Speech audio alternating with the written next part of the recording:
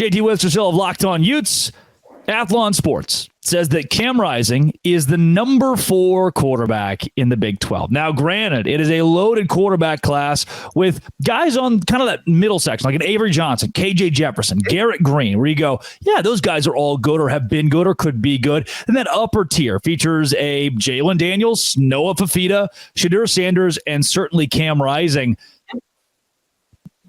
If I say Cam Rising is the number 1 quarterback in the Big 12, can you defend it? Can you build a case for that?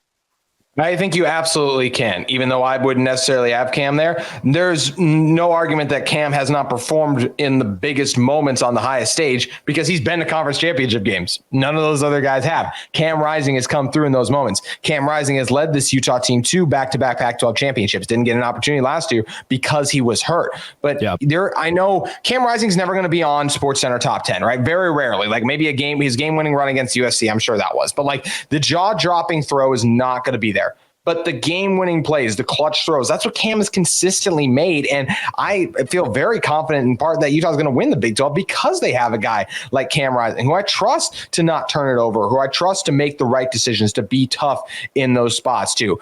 For me, I'd have Shedeur Sanders and Fafita above Cam just slightly. I think their overall talent, Daniels and Cam are interesting because they're both coming off injuries. I would give the slight nod to Cam there, but I think Fafita and Sanders just have more arm talent, can do a lot of things. They put the teams on their back a lot, so I would give them a slight edge like that. But man, I mean, Cam Rising, there's a reason they call him Bad Moon Rising. Like the way he's come through for this team, the clutch plays, the moments, the consistency. We're talking about a guy who, assuming he finishes the season healthy, knock on wood, I mean, he's going to shatter a lot of Utah records. And for some people are like, oh, he's been in college forever.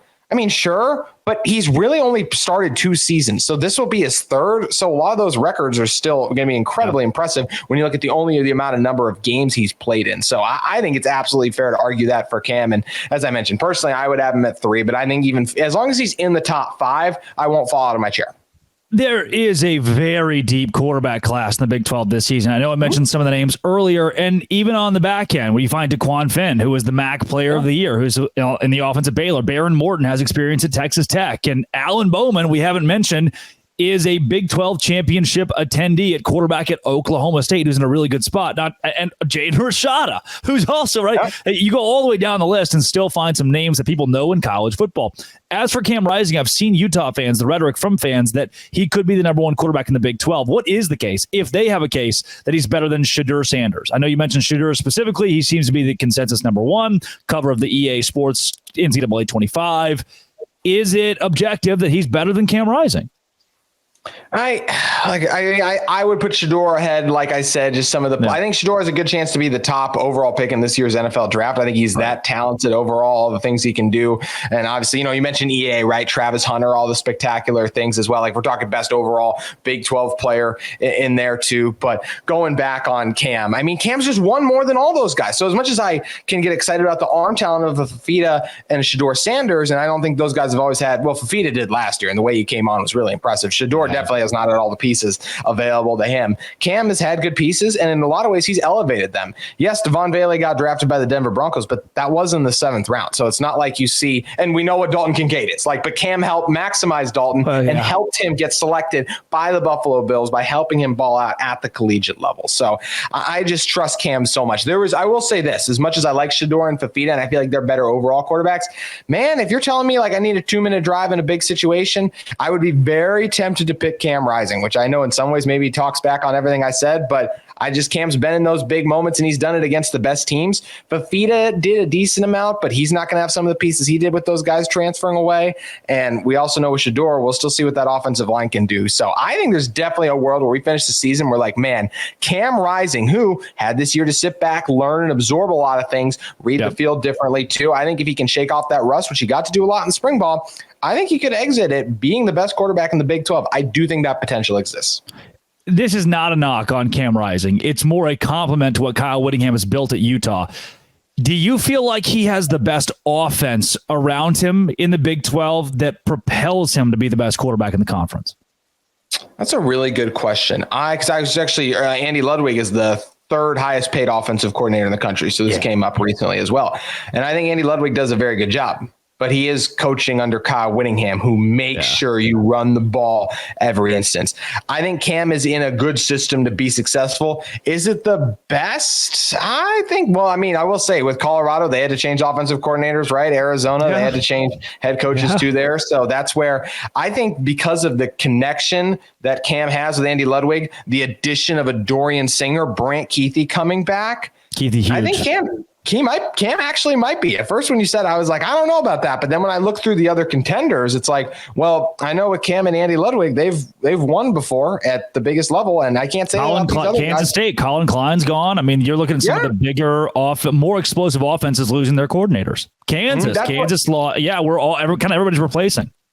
Yeah, everyone talks about like, oh, how could Andy Ludwig be in the top 5 offensive coordinators? Because most of the best offensive coordinators become head coaches. That is how. That's where Utah's lucky they got Andy Ludwig. You know, Ryan Day, although it's still weird to think Chip Kelly's his offensive coordinator now, right? But like the Garrett Riley, Lincoln Riley, all these guys, like most head coaches, actually, well, Garrett's the OC at Clemson, but even they had a down year last year. So that's where I think Cam's in a very strong position to succeed. And I might even say the very best of all the guys around him because of the coaching and some of the weapons they have that are proven at the collegiate level.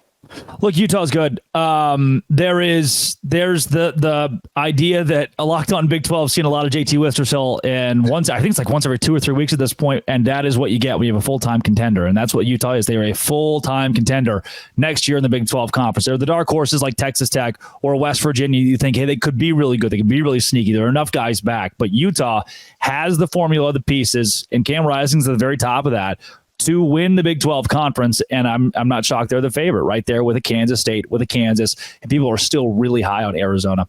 JT, before we get you out of here, where can folks find more of your content, more of your show, and what all you covering this week? Yeah, you guys can head over and check out everything Locked On Utes. Just search it up on YouTube. Follow us an X at Locked On Utes. My own personal handle is at JT Wistersill. So tweeting out some random things at times, but mostly Utah football related. So hope you guys check me out there. Drake, always great joining you, and always enjoy these crossovers because, like you said, Utah is going to be in the top. You can hate us because you ain't us, but this year they deserve to be in that conversation, Big 12 fans. Let's do a little Locked On Cougars with BYU coverage over the course of the rest of the week, maybe to offset that comment.